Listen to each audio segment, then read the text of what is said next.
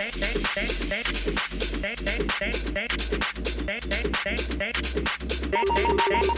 right.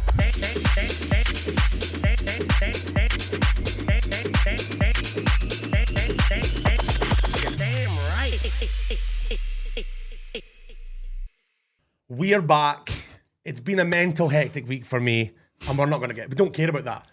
We're back with the Damn Right podcast. I'm Van Damme, and today I've got a super special guest, Cassö. How you doing, mate? Good, man. How are you? Good, mate. Good.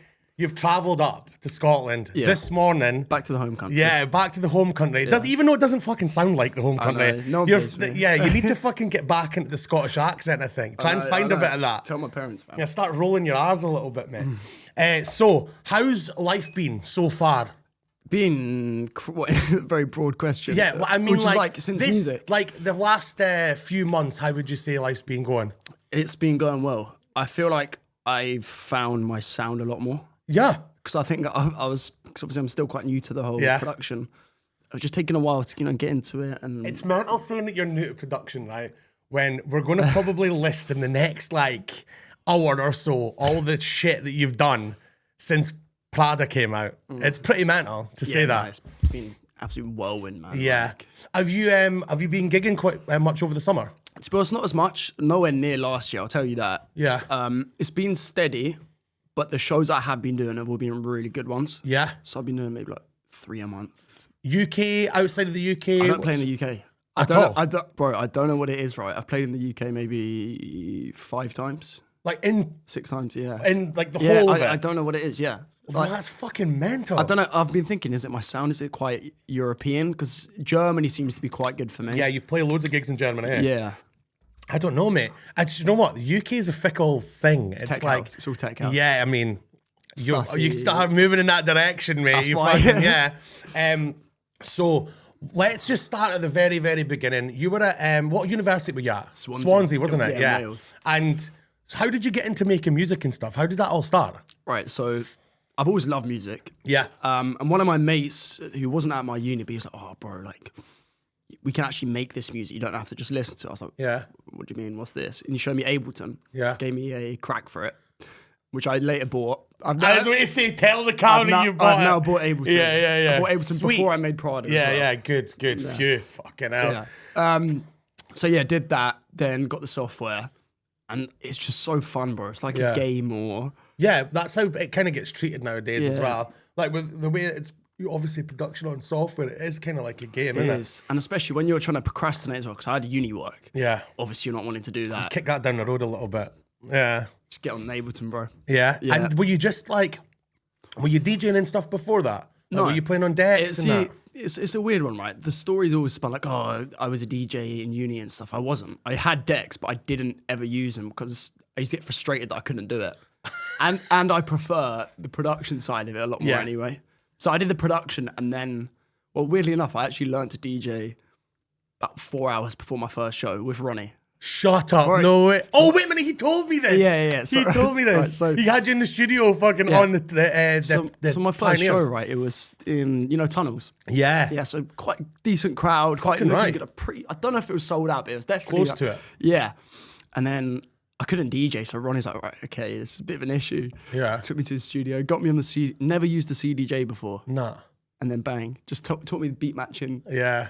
It's not, see what, like, it's not that hard. It's not that hard. And once you get it, you get it. Do you feel comfortable now on the decks? Yeah. It's like, to me, I know it's cliche, but it's like riding a bike. Yeah. Especially when you're gigging as well, you're practicing so much as well. Yeah, for sure. I think that's the best way to practice. Probably anything is just getting thrown in the mix. Yeah, 100%. And thrown in the deep end. And then, and you know what? One of the main things I've learned, I've been DJing for fucking 15 years, mate, right? And the one thing is, see if you make a mistake, lean into it, mate. Lean into it and recover. Because no one ever notices, do No. they? And do you know what? See No if it's a one mental knows, bro. mistake, like hitting pause on the playing deck and that. Just fucking and just get back in. If anything, it can actually build the Yeah. energy. I've done that millions of times. And see if you just lean into it a bit more and fucking go, come on, and then get it going again. People don't give a shit, mate. The worst is though when you're looking and you're mixing into your new song and you look at the old song and you see it's literally about to run out. Oh. And not enough time for a loop either. Yeah. It's just loop one bar. Mate, I do that shit all the time. See when I have big gigs as well, it's funny because I make like playlists of tracks. Yeah. Like, so I'm going to play like Amnesia on Monday. I had this list of tracks, right? And I'm like, right, these are the tracks I'm going to play. And after the first 2 tracks, it's out the fucking window, mate. You know what, right?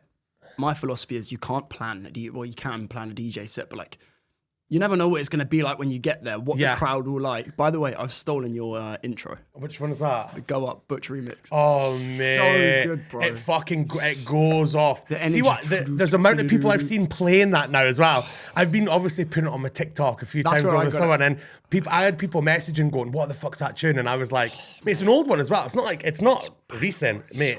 It goes off. Yeah. And because it's disco. Like, it's kind of like, see, all the gigs I've had this summer, it's been like doof and shit like that. That's fast. That's quite heavy, isn't it? Yeah, they're quite heavy gigs, but I still play what I want to play. I just play it a little bit faster. You're kind of edging on hard house a little bit. I'm like though. just before the brink. Like, hard house I'm drums. not Kyle Starkey. Like, I'm not that fast, but I'm also not. I'm also not like Max Dean and fucking Luke Dean and Joss Dean and that. I don't know if this even makes sense, but the way I describe your music, it feels to me very 909-y. All of it's just 909s. Banging drums. You'll see that today, mate. You'll see that today. Yeah. It's fucking the only kit that I use is a 909. You don't need anything else. No. Damn right. Do you know what? Let's get straight into the mix, right? Okay. So you were making tunes, Swansea University. What inspired Prada, mate? How did you fucking put that together, and how did that even come about? So I used to just go through my old playlist because I like rap music, right? Yeah. And I go through, and when I got Ableton, I was like, I'll need vocals. So I was just going through my old playlist, finding stuff. I was like, oh, that could be cool. That could be cool. And then I'd done a couple before Prada, a few actually, so 3.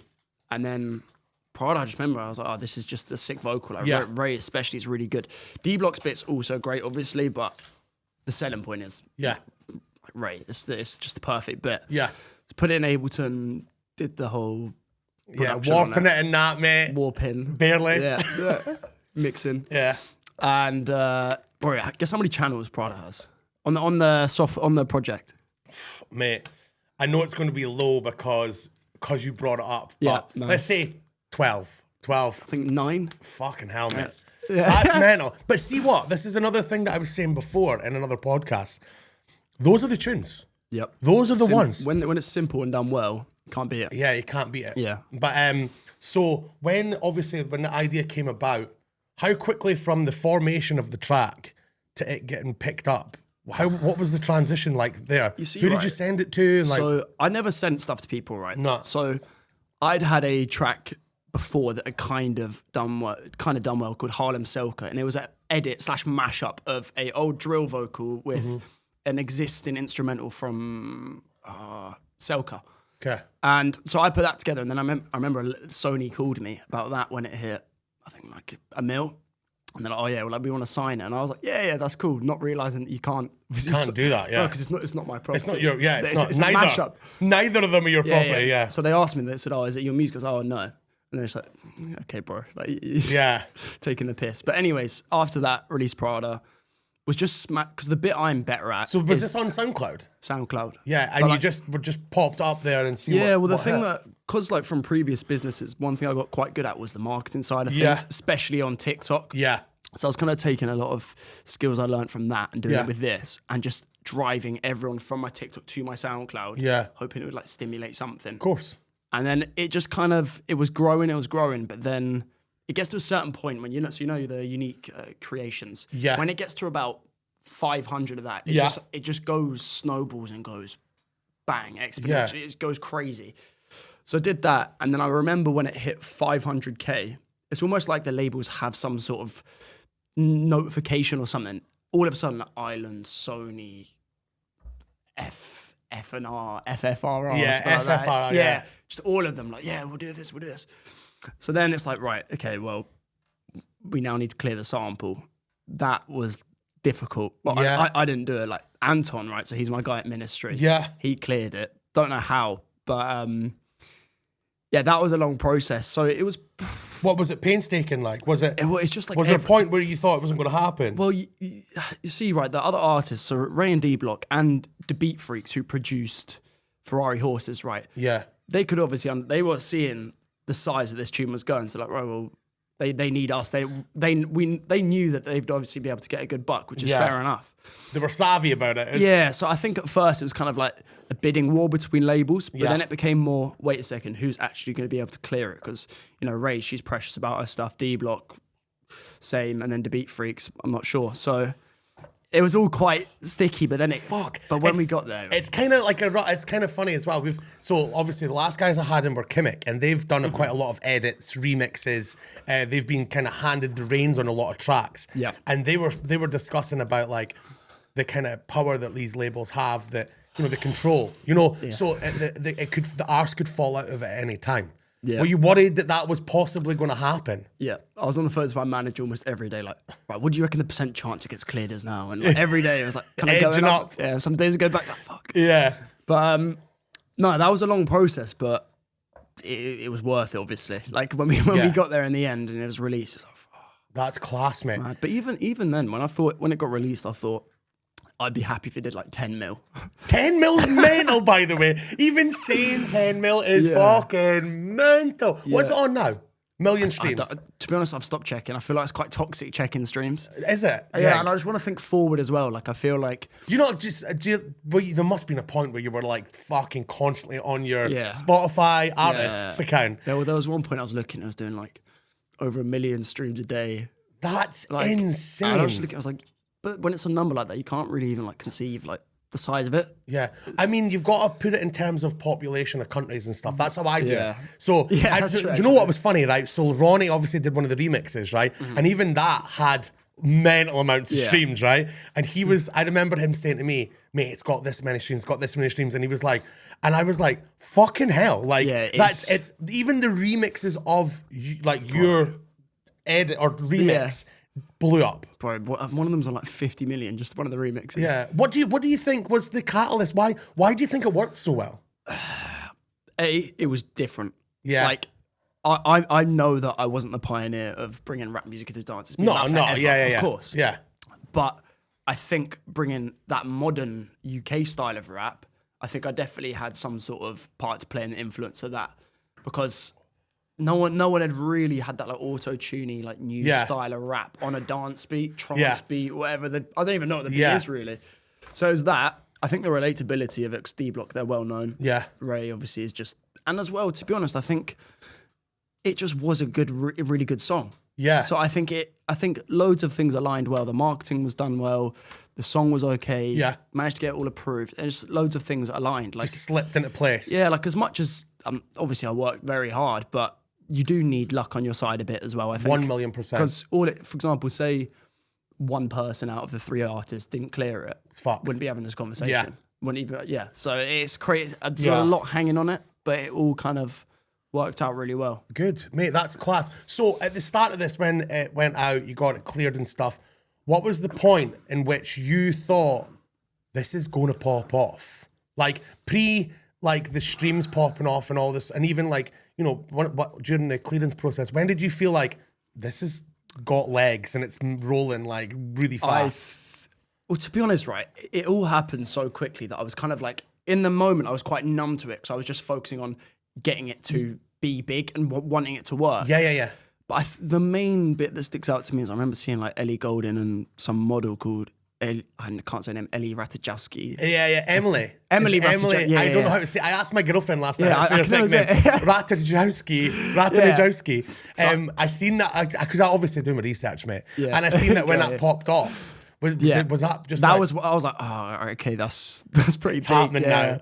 Yeah, but it was all just confusing as well because I didn't understand it all. I was like, what happens here? Like, what happens next? Yeah. It's so, and I do remember, like, I actually do remember when Danny played it on Radio 1. I was like, around about the time I was getting a few plays on Radio 1 and stuff, so I was tuning in all the time to see if I was going to get played. Classic. And Danny doesn't often tell you, like, he tells some artists, but me, he would never tell me he's going to play it. He would just play my tracks. Yeah. So I'd have to like go back and like listen to the show, and I remember him like proper bamming you up and saying like, this young guy, he's at uni, he's just made this track, it's popping off, and I was like, who the fuck is this guy? Came out of absolute nowhere, mate. Yeah. And I keep my finger quite heavily on the pulse when it comes to like, you know, new artists and stuff. And you honestly came out of absolute nowhere. No, I know. Out of left field. So what were some of the first artists that supported you when the track came out? One of the first people was Dara. Yeah. Oh, yeah. Yeah, no, he's been a good support from early on. To be honest, I don't know.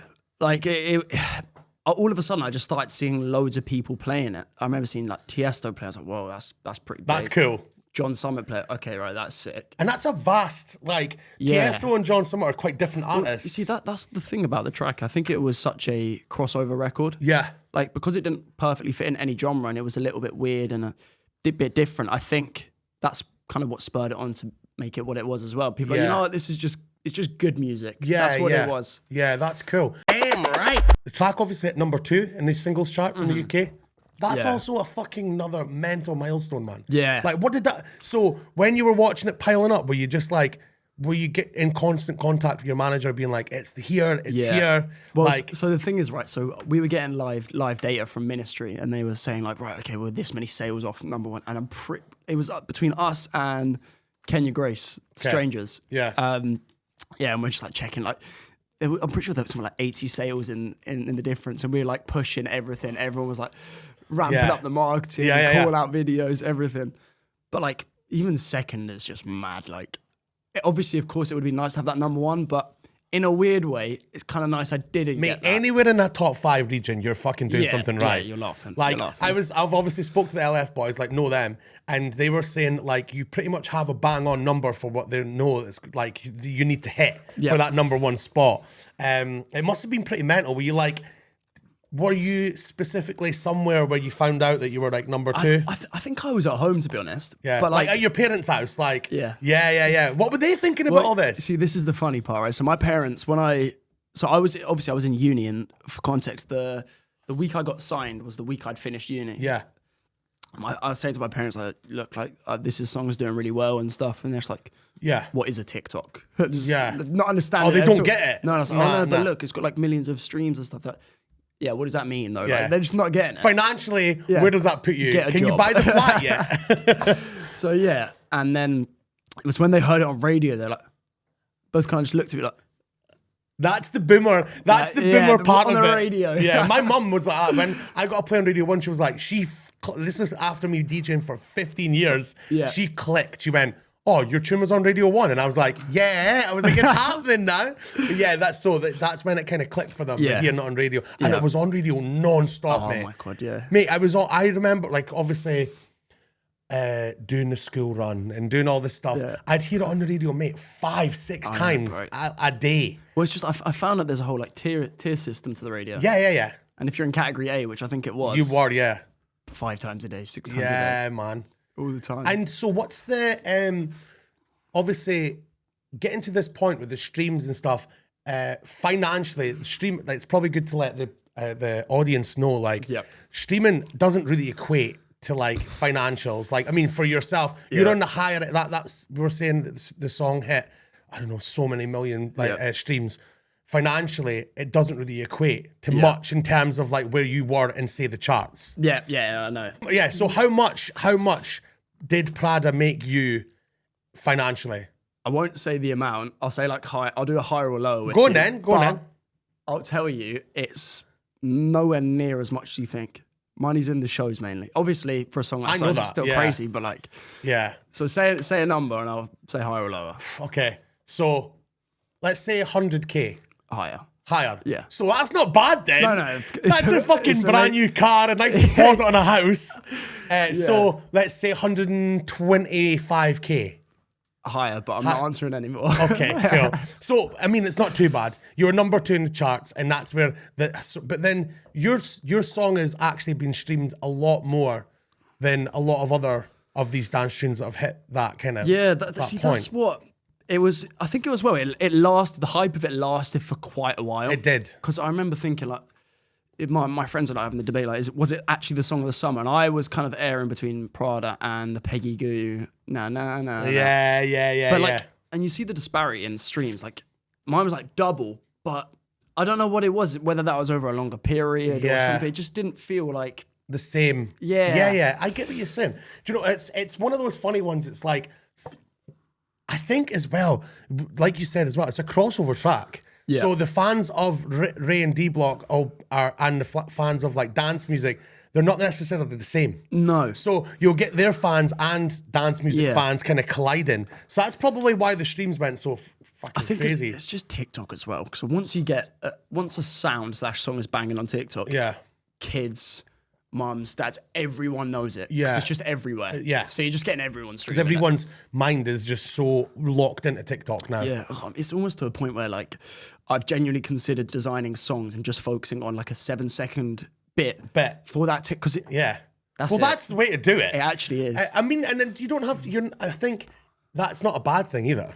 No, but it feels a little bit like selling out. And I feel like that goes against what music's about as well. And also the way you've come into this, you didn't do it for virality. You did it for like, I just you just did it because you were like, fuck it, this sounds cool. Yeah, exactly. So Literally you didn't come into it like going, I need this to pop off. No, but it was also like I'm quite weird. When I work well when I think the odds are stacked against me. It sounds like a bit cringe, but like... No, I get it. I kind of wanted to prove to myself and also to other people, because obviously you can imagine getting a little bit of stick, like, oh, why are you wasting your time doing that? You should be studying, which is valid. Like that's, Did you finish uni? Yeah. Yeah, phew. Yeah, what were you studying? Economics. That's all right then. So fucking hell, mate. That's a perfect thing. You can, if you got through uni, see if you dropped out.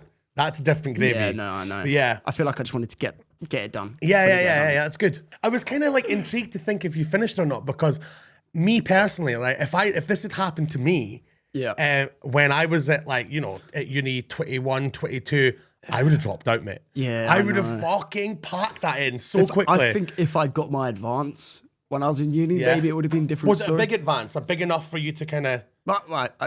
I say it was. I'm happy to say this. I got 10,000 for my advance for Prada. Yeah, which is fine. Decent. Bro, the first time ever seeing that amount of money in your account, you're like, what? I would have shot myself up. I was like, oh my. Mate, I would have shot myself up. Yeah. And so, and was that just like for that single, or did they want more off of you? So that was for the single, but it was contingent on the fact that I had two more options with them. Got you. And then, so did that. And then, so I did one of them, which was Zeros, which was my follow-up one. And then they said, right, cool, let's do an extension. So I've now currently still got 2 more tracks with them. Okay. Who's that with? Sorry. Ministry of Sound. Ministry, okay. And then I've got one, and one of those is coming out in end of September. Okay. Has it been hard to get them to kind of take music from you, that like for them to approve the music? Because I know there's a process. Yeah. Well, the thing is, right, because I've been having this battle in my head, and I've been thinking, obviously, you want to make the music that you want to make and that feels right for you, because it feels weird making music that isn't you. It's contrived. It's kind of like, it doesn't work. Nah. Yeah, and it's also, you've got to back it. You've got to do the promotional thing and put it on TikTok and that, and if you can't be arsed with it, you're not going to do it. Exactly. So yeah, it seems beneficial for you to really like the music as well. Totally. But I understand, I see labels for what they are, right? So they're not going to want my underground stuff. And the thing is, that naturally is the stuff that I like more, because that's when growing up going to raves and stuff, that's just stuff like that UK tech house sound. I love it. Yeah. But realistically, if you're getting paid good advances and you're signed to a major label, you can't give them underground music. Be like, yeah, man. Like, trust me, you can't. You're just gonna go. Next one. So it's now trying to find a balance of like, right, okay, well, I can lean a bit into the commercial side because I think that's naturally what I'm better at producing. Yeah. But it just comes to a point where, okay, right, so if I'm releasing this commercial stuff, then everyone who listens to me is going to think, if I do a DJ set, that's the stuff I play. For sure. And the whole optics of Cassö is very commercial. Yeah. So it's kind of now, I've got my own imprint label coming on Sony as well. So I'm going to have club stuff. So now I've got the 2-lane system where can drop club stuff whenever I want, and then also have every now and then a single. That's the best way to do it, like, for sure. The one thing that you can't do and can't let everyone is just you can't stop releasing. Because that's like where I'm having less shows now. Yeah. I would be annoyed if I didn't understand the situation, but I understand that it all comes back to music. For sure. How long, like... It's momentum. It is. How long can you talk about Prada for? And, oh, well, I did do this. Like, okay, what are you doing now? Yeah, that is important. That is. Do you know what? It's mad. Like, obviously came into this podcast, like, main element I wanted to speak about is Prada, but I think it's really important for artists to like kind of roll out of that situation. I've watched it happen with multiple artists where a song pops off and then it's not a struggle as much as it's like it's like an aim that they've got, like to kind of hit that kind of territory for the next single. Where I don't think you need to. I don't think an artist needs to. I don't think it's reasonable for me to think that either. Me neither. I think it's mad to think that to aim for that sort of thing, because I mean, again, like you said, it's a creative endeavor. Yeah. Like, and you're taking the creativity out of it when you're kind of setting targets. Do you know what I mean? And it just, as well, I think for some reason, mixing business and music is weird, because music isn't, like, it's art. Yeah. So when money's involved, it kind of taints the art a little bit. So, 100%. So for example, sometimes I hear of stories, I'm not saying this happened to me, but you send a song to your label and then they're like, okay, yeah, cool, we like it. And then they'll just give it to some proven producers in the game who all the labels use for them to polish it up and put their seal of approval. Yeah. But then at that point, okay, it's not yours. It's not your song anymore. And it's a bit more difficult to stand by it. Because it's not yours. Because it's not yours. Yeah, and you don't want to play it. Like, essentially that's what happens. You know, it happened. I obviously know quite a lot of people in the industry as well that this is a common occurrence. And it's like, it happens all the time. And don't get me wrong, I know the game, but I think as well, it's like, you know, you really, some people will be able to go, I'm riding that out and I can do that and I can play somebody else's music. Well, a music that's been changed and altered and it's kind of not yours anymore. Yeah. But yeah, I would find it difficult. Yeah, it just doesn't, it's a weird emotion. It's like, it just doesn't feel right. Yeah. I find it hard with tunes that I've made that labels of like being like, I had a tune called Lie to Me, right? Yeah. And it's like, it's the best streaming tune I've had, right? It's done really like well in terms of what I've, in comparison to the rest of my tunes that I've put out. And Southern Fried were like, they took it, snapped up, they said it was really good. But it never got any play. It got plays on Radio 1, right? But it never got played off DJs. And I was like, and that's where I aim. I want other artists to play my tracks in clubs or festivals or whatever.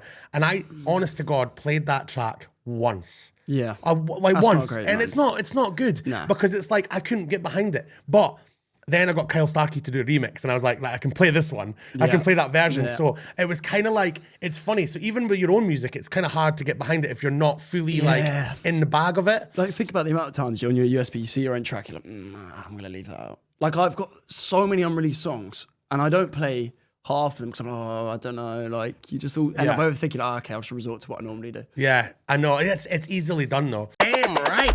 What's your vibe now? You've come up, this is the year after kind of all the madness that Prada kind of brought you.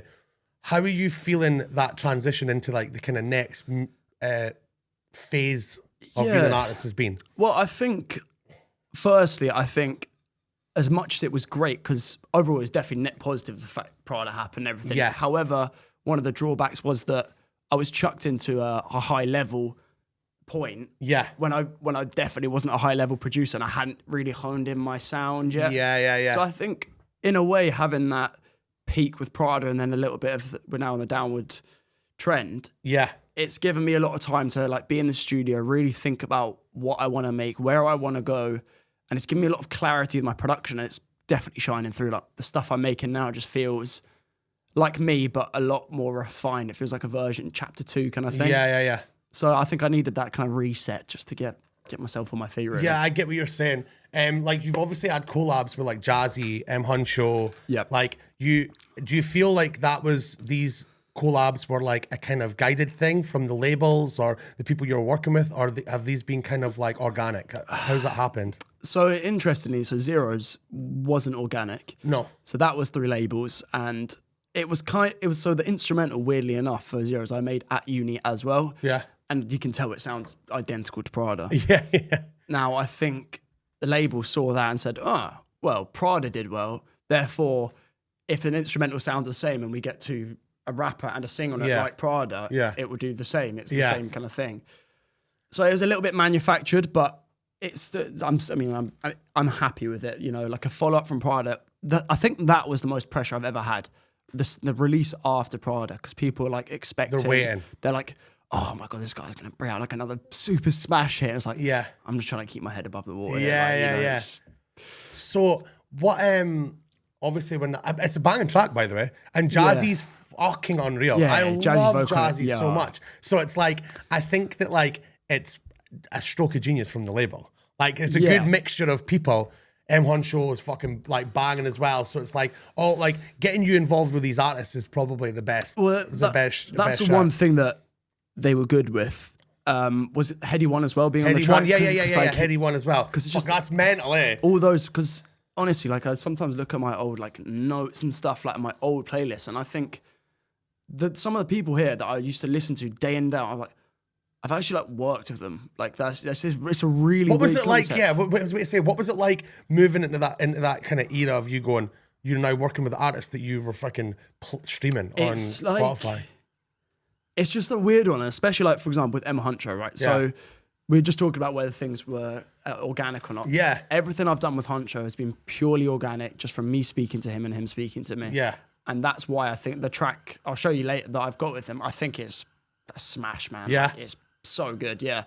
And it's just when you do these sessions that you create, they always work better because it's authentic. Yeah. Whereas a lot of the sessions that you get put into, I know it's a numbers game, and if you just do 100 shit sessions, you're going to get one good song. Yeah. But it's like, that's grueling, man. You should follow where you're leaning into artistically. Just go like, right, actually, you know what? I'm going to do that guy and try and do what feels right to you, I think. No, I agree with you. I mean, like our session today, hopefully something comes of it. But if we go into it looking at the pressure and piling on top, nothing will come. But this has come about from a nice organic place where I was like, oh, this guy, okay, I'm really liking this stuff at the moment. Bang, start sending you a bit and bending back, and it was good. And then it's come together naturally. So I think we'll make something banging. Well, there we go then. That's good then. That's good. I was feeling like I was like, fuck, I hope something comes out of it today because if it doesn't, I'm fucking shite. Damn right. Let's say you can collab with any artist in the world, right? Yeah.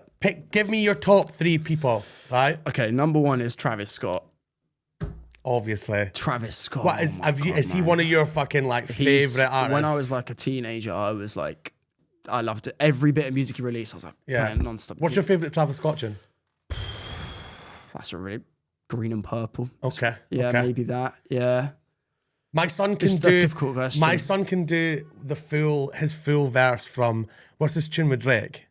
I don't know. Oh mate, fuck, I can't remember. But mate, he can do the full. He's only 12, and he can do the whole thing. He's been able to do it for years as well. But yeah, so Travis Scott, number 1, right? Number 2. This is a call it as well because you could be like, this is who I want to work with. Travis Scott, if he's watching. Mate, if you're watching, fucking give him a call. Who else?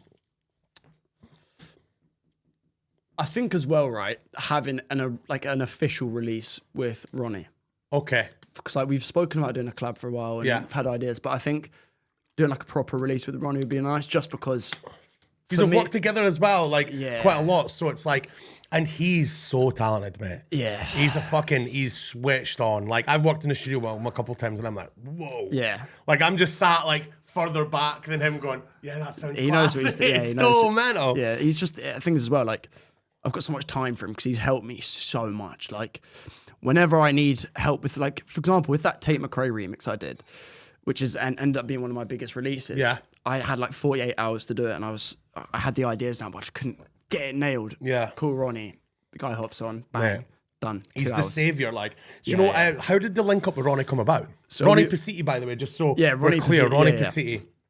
How did it come about? Another Ronnie. Another Ronnie. No, it's not Pasiti. He's watching this. I know, he's like that. Fuck. So how did the link up come about? So we were under the same management. Okay. And so when my manager got me my first gig in Aberdeen, he's like, oh, you can link up with Ronnie and stuff. Yeah. And then because my mum's from Aberdeen as well, there was a bit of like talking point and we just got along really well. Yeah. And just kind of clicked in the studio as well. Yeah. So just progressively started helping more. He did the Prada remix. Yeah. And when I was just touring like crazy, he was on a lot of the shows with me. He was. He loved it as well. I remember him telling me he was fucking loving it. So we got some mental stories from all of that, but... Good. Yeah. Maybe not for the fun pod, like we'll say some maybe. When obviously you're mad touring last year, what was one of your favourite shows, like places to play? I think so coolest experience was playing in the most northern town in the world. Where's that? In Norway. They get polar bears there. Shut up. What, in the town? Yeah. Like if you like wander out too far, you need to be careful. Shut up! No way. I'm not joking. Yeah. Fucking hell. Choose like, the man or the bear. It's like fucking, but there's bears, so they can choose them. Go. And I realised that, so I'm allergic to like cats and some hamsters and stuff. Yeah. And there was a stuffed polar bear. Yeah. And I was stroking it, just shadow boxing it, you know. Yeah. And then 5 minutes. So I realised I'm allergic to polar bears. So yeah, whenever you get like an application, it's like any allergies. Yeah, polar bears, mate. Polar bears, mate. That's fucking mental. Yeah. What was the place like? Was it like a cool wee? Was it a wee town? Oh, bro, it was like teeny, really rich town, but like teeny, like 2,000 people. Yeah, middle of nowhere. Just like this one big restaurant that was really nice, and like a little club, which they definitely what was don't. Cap? It was like 500, but there's 2,000 people in the whole town. That's so mental. It was, and they all like 500 of them came. Yeah, that's a quarter of the town. Well, it's just there's not much going on. No. But I got the impression that they made a big loss on it, but they're just doing it more for the people. Like the promoter seemed to just not care. He's like, get whatever. Yeah. Because there were some other like pretty big DJs there as well, and I was thinking the fee that they'll be asking. Good luck, like making that back. Kind of Norway, they've got that. They've got a good wee system with their finances up there, though. Really, because of the oil, they struck oil up there. So and they, instead of what Scotland did in terms of like, we just sold off all of our like oil assets. Well, Westminster did. Fuck you. Norway kept it.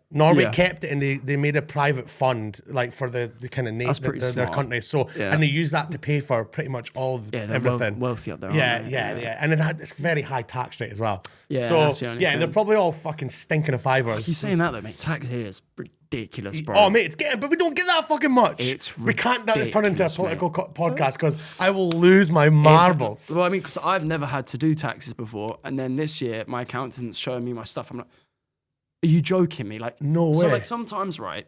I don't know. I could be wrong with some of this, but like, say for example, I play in Australia. Yeah. I had to pay a tax. So a withholding tax.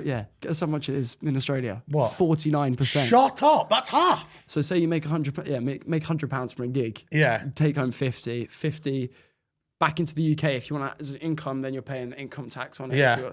And at that point, you're like, man, like, it's brutal, mate. Where's it going? See, withholding tax in Spain, I've played in Ibiza a good few times now. It's like 19%. I think it's 24 now, but it was 19%. And even that, I was like, if you get paid like $1,000, it's fucking 200 quid straight away out your pocket. And then obviously, like if it's a landed deal, your fucking flights, your accommodation, mate, you walk up the road with 200 quid. Yeah. I'd be better playing in a pub down the road. Get some beers from the shop. I know, mate. I was like, when I was getting riders there, I was like making sure that it's fucking double stacked with tequila and all that shit. I was like fucking taking a bottle up the road with me and that. But yeah, it's kind of mental, like the tax thing when you've not been doing that before, like when you blow up as an artist and you don't have to deal with all that because you've been working places and you get your PAYE it just gets taken out. Yeah. When you have to do it yourself, it's a bit of an eye opener, isn't it? Yeah, and as well, collecting receipts, man. Oh my! There's good apps for it. Yeah, there's good apps. I don't know why. For the longest time, I've been keeping the physical receipts and just dragging around everywhere.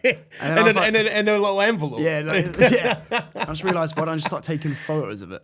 Mate, that's a good idea. Oh, just take a photo and save it on your phone and then fucking get it in the bin. Damn right. We obviously touched on artists that you'd want to collab with. Is there any tracks, that you'd want to like rework? And like, is there anything out there you're kind of thinking, I'd like to touch that? Zeros. I think because me as a producer then, I think I was okay. Yeah. Now I consider myself good as a producer. Yeah, so you've worked your way up to that point now. Yeah, so I feel like, and to be honest, it's not out of the equation because I've said to my management, like, at one point I want to just drop a VIP of zeros, like just completely fuck it up. Total different. It, yeah. Okay. So yeah, that could be on the lines.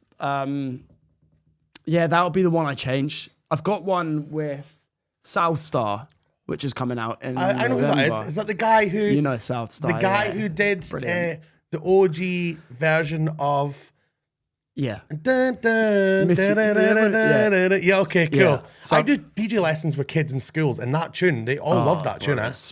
That was like mega smash hit. Yeah, but did he get a chunk of money for that? Him using that or not? There was a whole thing with that. I think there was that. You know Oliver Tree? Yeah, that's who did it. So, they did the... By the way, He's weird. He's fucking mental. I was in Estonia and I went into the green room and I saw him with his crew. And Oh, was he there? yeah. And there's no one else around. Like, he has no reason to be doing this. But he's just stood there and, like, you know, nurses wear the overalls and stuff. Yeah. It's not Halloween or anything. He just stood there, like, with some weird mask on and overalls. I'm thinking, what the fuck you doing, man? He's mental. Mate, I think as well, though, like, his... I watched a YouTube video about, like, his kind of journey into, like, becoming a big artist kind of thing. And... he's just played the kind of weird game. Like, you know, like he's been like, if I'm the weirdest guy in the room, then people will remember me.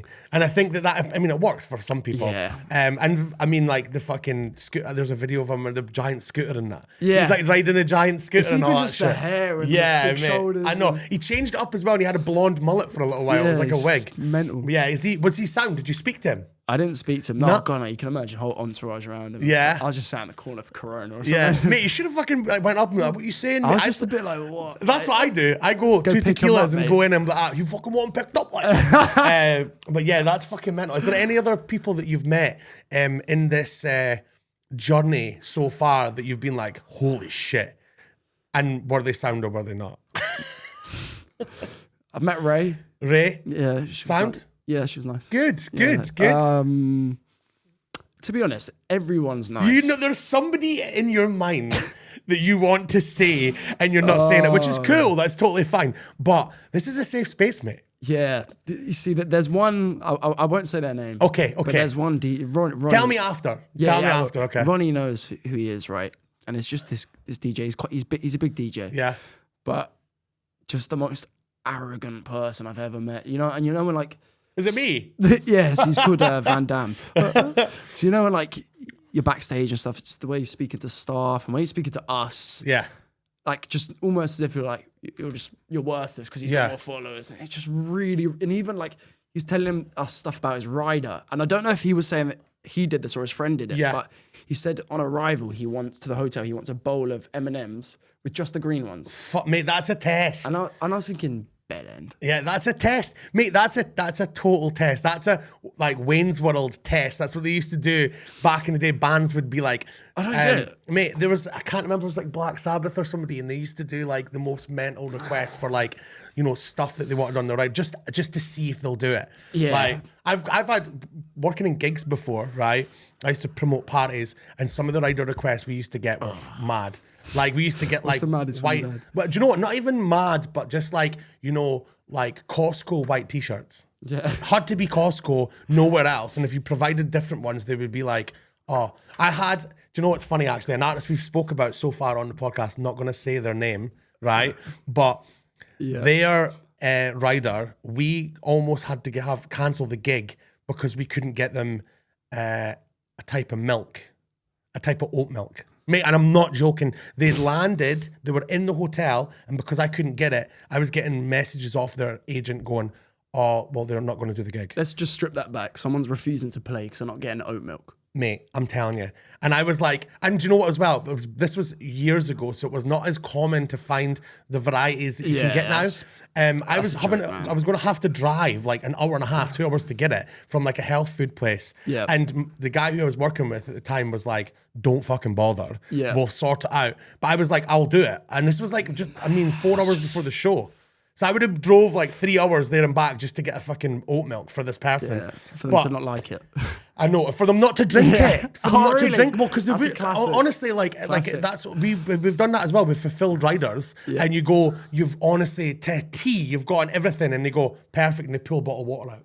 Yeah, and you're like, fuck off. Yeah, like, but it's part of it. It's part and parcel of the thing now. Damn right. Obviously, last year you got a chance to go to the Brit Awards. Yeah. Right? I think as well, I noticed in the photo that you were wearing Prada, which was a fucking good shout by the way, they didn't give me that. You didn't get gifted it? We had to go and no. We reached fucking call that out now. We reached out to them and one of our artists is going to the Brit Awards for a song called Prada. Yeah. By the way, the amount of free marketing they've got is unbelievable. Yeah, it's like an advert. Like, I genuinely, it'd be hard to say, but the amount of money that they would have made from Prada, because it was everywhere. Yeah, for sure. And what, you didn't get gifted anything from them? It's because they're really particular about who they work with to protect the brand. But you'd think, like, for that situation, you'd be able to get something. I bet you. So let's try and say that. Let's put the shoe on the other foot. So none of their stores played that track. Yeah. I bet you. Yeah, I bet you. yeah. It'd be good to find out. Actually, right? I'm going to find out after this, right? If their stores like play music in them, and if they did, I bet you it was £1 million Yeah. that they fucking played that in the stores. It's like a fucking advert. Yeah. What's MK's got a tune called Dior now. So he's like, it looks like you've started a trend where, It's old fashion yeah, trend, because they're obviously like looking for a fucking bag of clothes. You know what I mean? That's mental. So what was it like going to the Brit Awards then? What was that a kind of like mad experience? That was mad, but you know it was crazy. So Ray performed there, and I missed her performing Prada because I was outside smoking. Shut up. Yeah. Do you smoke still? Do you still smoke? You smoke quite often? I've been doing snus for the longest, right? Yeah. For the longest, like since I was 14. Yeah. And then about 2 months ago, I quit. Yeah. And I never thought I'd be able to quit. And then after I'd quit, go out drinking. And I don't even like usually smoke, right? Yeah. Had a couple cigarettes. Straight down the fucking rabbit hole Game again, over. mate. Game every over, time. bro. These So I'm for really me quitting right now, man. So These for me are a nightmare. Like I was too nice. I was never like a big fan of smoking ever. But as soon as I got my hands on those, it was like They're too nice. That's the issue with them. Do you know what? I stopped. So every year I do like a 4-month kind of. I stop drinking. Don't drink. Yep. At all.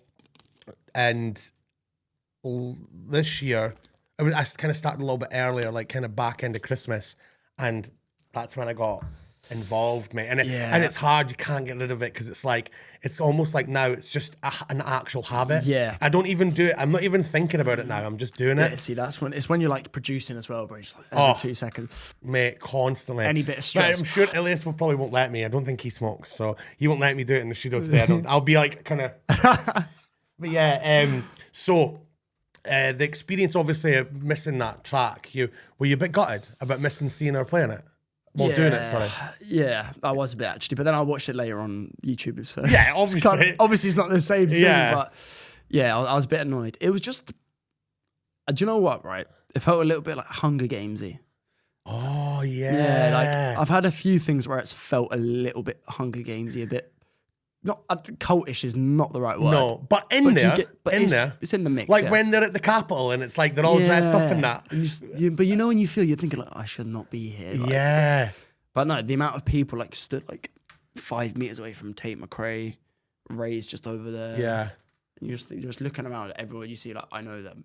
Oh, they're on the TV. Yeah, fucking right. It's I mean, it's for me personally, from my era of music, like getting a tune on Radio 1 was like a big thing, and the Brit Awards is a big thing. Like that's because obviously there's loads of celebs The thing in is, that. though, with these shows, and I genuinely don't believe that I should have won Song of the Year. I don't think so.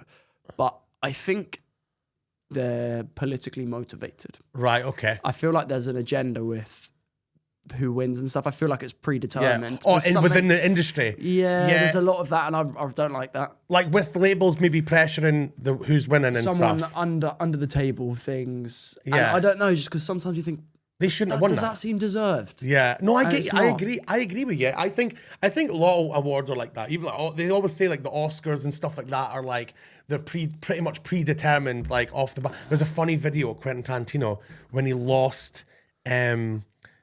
I think it was an Oscar. Might have been an Oscar or Golden Globe or something to not Matt Damon. Who's the other guy? Ben Affleck, right? Yeah. And no joke, so funny, right? Quentin Tarantino, as they're announcing it, finishes his drink and fucking slams it down when they go Ben Affleck, and he's like, and he goes like that and gets up to leave because he's like, I think it was for Django. He didn't win it for Django, and it's just like I think that like even if you are like the best director or producer or fucking whatever. You're not. It doesn't matter, does it? It doesn't matter. That's so funny. You said it's like the Hunger Games though, because It feels like that. picture in my head when they're all got mad hair and that, and it's like they're all dressed up in crazy outfits. Yeah, it's just a bit like not scary, just a bit like. Yeah, I don't am I know. supposed to fucking be here? Yeah, like I had that as well. I was playing that. You're one of the tributes as well. You're not actually one of the fucking rich people. You're one of the tributes that have been brought in. They're sending you out to fight, mate. Right, I had that. I did one of my first corporate gigs recently for like 2 months ago for a bank in London. I remember the same thing. I was just like, this is just like another. What did you play? Just commercial, like my stuff. To be fair, like Yeah. a housey, Yeah. housey. Did it go down well? Yeah, but like it wasn't. They weren't there for the music. They're not like that. No, it was the end of year party or something like that. Fucking hell. Yeah. Good money though. Yeah, the bank as well. I'd be that's putting double my wages onto the fuck. I'd be like, if it's a bank, I'd be like, I'm wanting double, mate. That's fucking mental. Damn right. We're speaking about you working on new music, right? Yeah. How is that process going then? How you're obviously transitioning into kind of different sound now? Do you want to describe what you're working on? Well, so yeah, I'm working on a load of things right now, but I'm taking more influence from my underground side because I can release commercial music, but my love is with underground. For sure. And like, I got to be careful with it. Actually, no, I don't need to be careful with this. Nah. The people who inspired me, like Stussy, East End Dubs, that sound is East just... End Dubs fucking sick, by the way. Favorite DJ, bro. Yeah. But like, he's a joke. Yeah, you're like I think you're the second person to say that, like in a pod. Mate, he's just... Seeing him like... Because I remember before going to Creamfields for the first time, I knew what house music was, but I didn't get it. Yeah. And then I remember seeing him, I was like, oh my God, like I get it now. Yeah. And then just from then, that's it. Yeah. Just forever listening to that kind of stuff. Yeah, it's good. And I guess as well, like you're having been pushed and pulled in certain directions, you're probably wanting to kind of go fucking get off us and do your thing. And I think that's where I was a little bit worried because I was like, oh, as I'm finding my sound more, I'm realizing that I don't want to be super commercial. I want to be like, I want to be big. Yeah. But I feel more comfortable with making music that I enjoy making and that I like than just making these polished commercial tracks and then get sent to someone else for them to make. And then it just... Do you find it the process different? The actual working on it? Yeah. I think when I'm working commercial stuff, it feels like a job. Yeah. But when I'm working the underground stuff, I'll do it in my free time. And it feels fun. And it's like, I'll do it because I want to do it. Yeah, for sure. I think. It's like you got the suit on for the fucking commercial stuff. And then the briefcase and that. And then for the other stuff, you've got your joggies on and you're fucking ready to go. Exactly. Like, got you. Mate, so honestly, I just kind of wanted to touch on like your experience, like, you know, looking back now, like say a couple of years ago, what would you have told yourself a few years ago, advice-wise, like how to navigate all this shit? Would you give yourself any advice? It's really important to listen to those who you know. Like, for example, me with my dad, he's kind of involved a bit in the back end of stuff on the business side of it. Yeah. I think having a good people around you and listening to the people that you know. I've got your back. That you know for a fact, because I won't go into details, but I've switched management now because things weren't necessarily working, I'll just say. It happens. It happens. It's the nature of the game. Yeah. But I think from where I was quite naive and fresh to the game, I didn't understand things and could have been quite easily misled by things. And then also not having, because now with my management company, there's transparency. I know everything that's going on. Who are you with now? 360, a company called Lateral. Yeah. It's great. Like really, 360 really... are fucking Dons, like. Yeah. The fucking Dom doll eats everything. Like you and McVickers with 360 now as well. God, mate, everyone. Yeah, I know the big ones. You know what I mean? Yeah. So is that experience been good? You know, obviously you were saying it was a transitional thing. But you left your last management on good stead, and it was like there was no kind of negativity or anything. It's. They would be butthurt a little bit and they'd be pissed off, I guess. Yeah, but it didn't end in the best way. Okay. But I can hold my head high knowing that I've been honourable and been fair. Yeah. And as well, I think that it's something that it was killing my career, if I'm being honest. Like not just that, obviously I can't just blame management at all, but like lack of releasing and stuff. All of this stuff was just coming to a head and it just wasn't looking good at all. Yeah. So I think the disconnect with that's now changed with this new management because now stuff's being done. Yeah. I'm now getting approved release dates for things and things. I'm getting in the right rooms and I know that what I'm being told is a fact and I know it's true. Yes, so and you know it's for the better of the cause as well. It's funny because like one of the things that I've spoken to multiple times with different artists, right? Like I know that like Ewan's like, you know, changed management a few times, and I know that like Kimmick were saying that they've kind of like had a transitional period as well. And I think that it's something that happens when you can only figure it out once you've kind of rode it out a bit. You can't. Yeah, It's not. yeah, You're not yeah. gonna know. You're not gonna know, like if it's right or wrong until you've kind of worn it for a bit. By the way, your manager, Rachel, right? Yeah. Now works for Lateral. I know, How mad is that? I know, and I think I'm going with her as well. That's- I'm not staying in my old management because I was so waiting you're to gonna say come that. to my company? Well, I fucking hope so. I hope she's not dumping me. But no, the conversation looks like it. Potentially, I might be coming with Rachel. I hope so, man. Yeah, That'd be nice. because I love Rachel. I great, had meetings with when I kind of first put out singles. I had meetings with multiple managers, right? Yeah. Like Zoom calls, Yeah. and I had a couple like fucking wanky London guys. I had a guy from I had like a Manchester, a guy from Manchester who was a wank as well.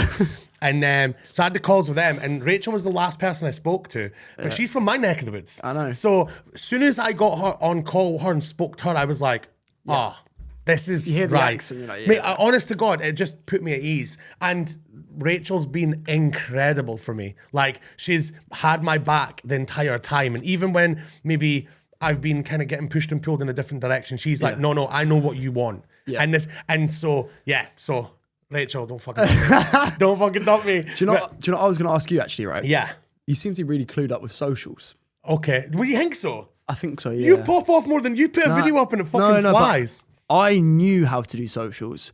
The thing right with me, right, is I could make a video that would go quite viral. Yeah. But it's like before where I had nothing to lose. Yeah. I could post whatever style of content I want. It's Yeah. fine. But now there's a bit of a brand to protect. Yes. There's other factors involved. So Yeah. me doing my rogue marketing, I'm holding back because I don't know if it's the right move. And Yeah. I've now got to pivot from doing that stuff to now more professional. Yeah. But the whole algorithm has changed as well, man. Mate. Followers don't matter now. It's a doesn't- constant battle. It doesn't matter.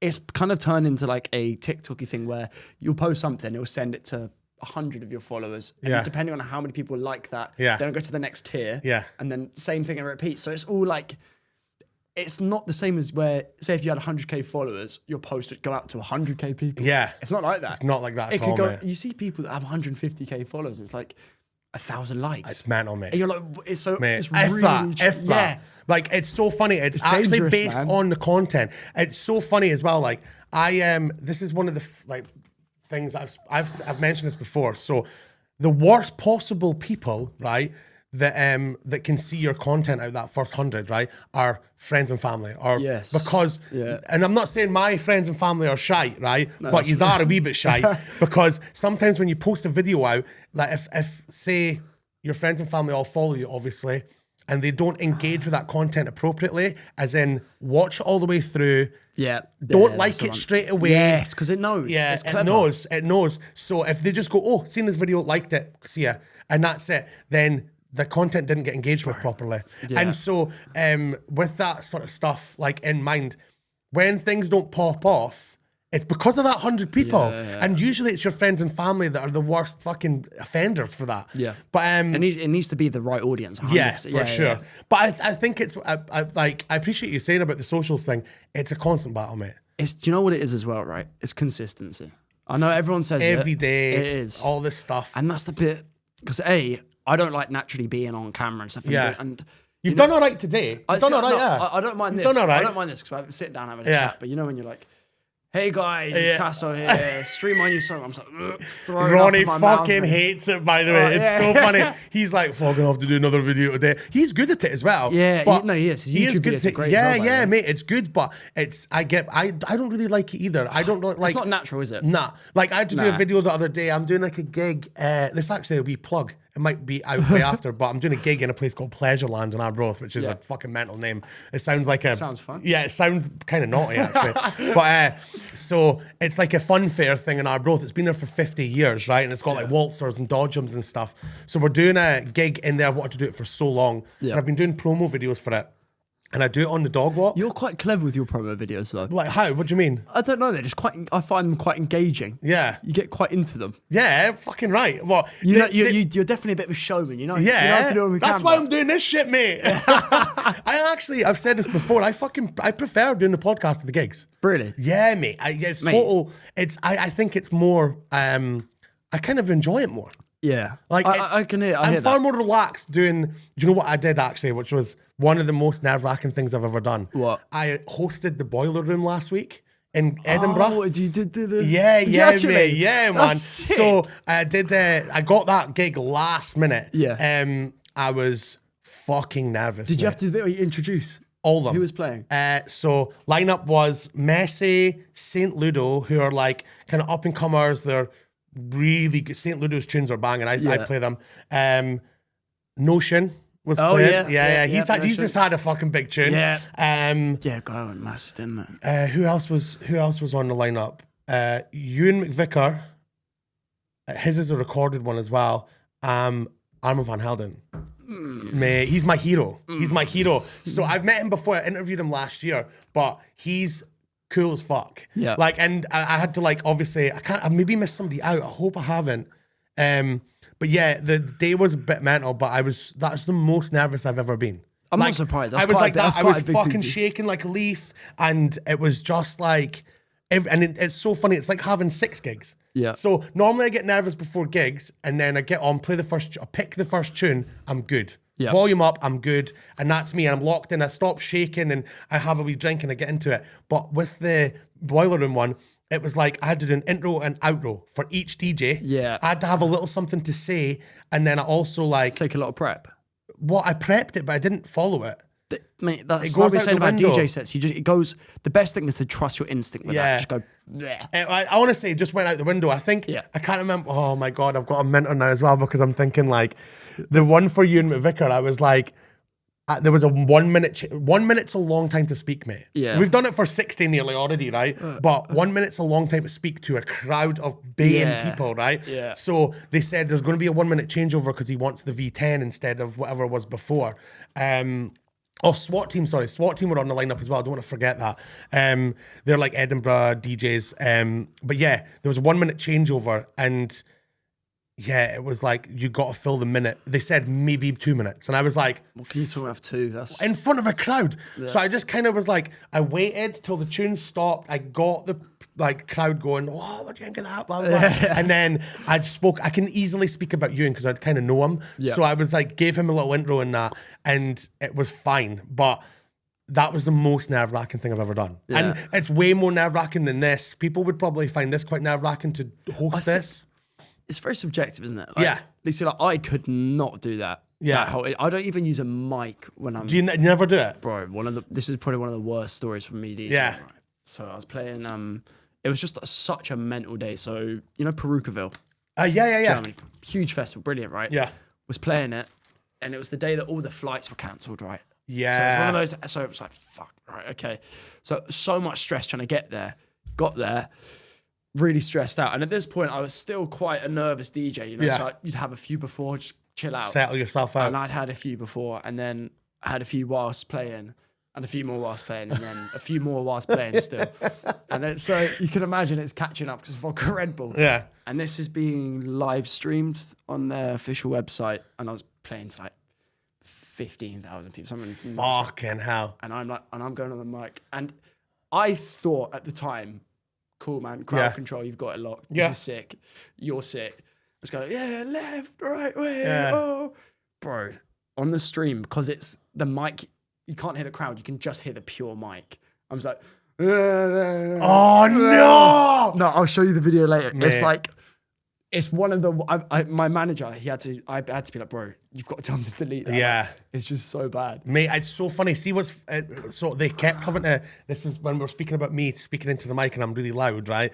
They obviously went on sound checked quickly before everything went on. Yeah. The Boiler Room people were like, "That's fine," but it's different gravy when you've got a crowd of people. And so the volume that I was going test at the start wasn't the volume that I was going to do it when there was 1,000 people there or 2,000 people there. Yeah. So and as the day went on, there's more people and I'm more kind of full of tequila. So I was like, so I was going like that.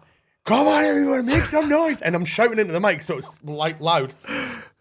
And the sound tech was like this on the stage, like playing, like watching on his iPad, playing with the mic when I was doing it, because I was going louder and louder. But yeah, it was quite funny. They kept going, right, next one, can you just not shout? And I was like, that, okay. Yeah, whatever. I was like, yeah, cool, no problem, really sorry. And then the next one, I was like, make some fucking noise. And it was, honestly, it was so funny. They were going, perfect. It was so good. Next one, maybe just a little bit quiet. And I was like, I can't fucking help it, mate. But it's honestly, it was a good experience, and I hope they ask me back. It's going to be funny seeing the YouTube videos and then me going, make some fucking noise. But yeah, it was a mad experience, and fingers crossed to get me back. When's it out? Or is it already out? I don't know. So there was only a few of them streamed, so we'll see. But I've still not been asked to do an actual boiler room yet, which is mind blowing. Like I can see you being on like warm up or doing like early sort of boiler room. Mate, I could do it. I'm asked. I was even asking one a day. I was like, what's happening with that? Like, who decides that? This is making me think about certain things. So that I think there's two currencies with DJ being a DJ. There's being like credible, and then there's the numbers side of it. The numbers side is what everyone thinks is the real thing. Yeah. So they look at my numbers, whoa, this guy's huge. But there's a certain like value that you get from just doing gigs in and out. Yeah. Smashing good sets. For sure. And like it might not correlate to followers or interaction, but it's like, oh, Van Damme. People know who that is. Solid DJ. Yeah. I know That sound. That's, Quote that, clip that. Solid DJ. No, but it is. And that, I think that's where, for example, I think you excel in that. And I think that's something that I lack in. Is having that time. It's about time. Of course, yeah. I think it's because like I've been doing the Scottish thing for 15 years. I was a promoter. I warmed up for every single DJ. Imad Peggy Goo, Nice. Patrick Toppin, Richie Ahmed, like the whole spectrum, too many DJs, all the different kind of people that we booked. So I had that experience for years. And then also doing all the stuff in Scotland for that time, I think it kind of rubs off a little bit. People just can't forget who you are as well because you've been about for so long. By the way, I genuinely think your name, Van Damme. Mate. Brilliant. It was going to get rid of that. Van Damme, no, it's perfect. This has turned into the fucking van. So You're interviewing me now, mate. Now, do you know where it comes from? No. It comes from, so I lived in America for a year, right, okay. right? I went to go and play basketball in America for a year, right? And I was like at high school there. And I had white, bleached blonde hair, like long. I didn't have any beard or that and was way thinner. Yeah. And when I was playing, they used to call me like Von Dutch and Van Damme because I think they thought I was like Dutch or from Holland or I don't know, that kind of area. Yeah. So they would call me like Van Damme and Van this and whatever. And my pals back home thought it was hilarious. And they were like, they just started calling me Van Damme as a joke because I told them about like them going, I was like, what the fuck are they calling me that for? And basically, when I came back, a couple of my pals just kept calling me it as a joke, and it just stuck. But I was going to change my name like about 10 years ago. I was going to change my DJ. Fuck knows, mate. Like Jordan, I don't know. But I know it's so bizarre. But you need. I feel like I would never have my name as my DJ name. Yeah. It's not as cool. You wanted like a nickname, a little. Yeah, I mean, Casso's good. Casso's perfect. I'm lucky I landed on that one. How did you land on that? So my second name is Cassö's, Oh, yes, that's it. Just get rid of the N. Yeah. Put an O. And Was that like a nickname that people called you anyway? Nah. No, I don't really have it. Like my name's Cameron. So Yeah, people call me Cam, but no nicknames. But the O is with the two dots. People always think, oh, like what? Because I play in Germany quite a lot. Yeah. Loads of people think I'm German or from like somewhere around there. But I just did it because it looks like a smiley face. Like, it just looks kind of cool. Yeah, it's a cool design feature. O with two dots. Damn right. We'll round this up, right? It's been a class podcast. It's been so good having you. We're away to go to the studio right now, and we're going to cook up a banger, and you guys are going to fucking hear it, right? You're going to like stitch it into the outro. Yeah, no one's hearing it yet. Oh, I'm released. Yes, but mate, thank you so much for coming along. I appreciate it so much. Sorry, man. Thanks for having me. Yeah, no props. Yeah. Just to close it out, please like and subscribe to the podcast if you like this. You've got to do it, mate. You've got to do it, mate. You've got to do it. And I hope you guys enjoyed it. Take it easy. Damn right.